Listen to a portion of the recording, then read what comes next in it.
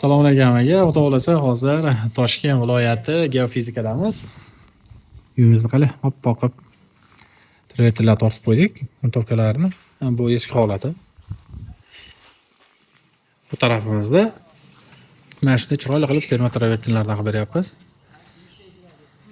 Utepleniya qilish maqsadida va eski holatidan to'g'ridan-to'g'ri ortiqcha xarajatlarsiz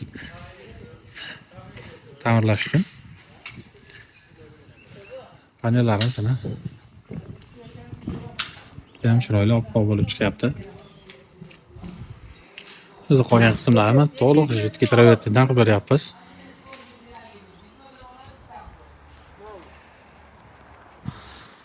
Bizni agar kuzatib borsangiz, ushbu fayzli xonadonimizda shu ko'rinishdan yana qaysi ko'rinishga olib kelishimizni bitta ko'rasizlar va baho berasizlar.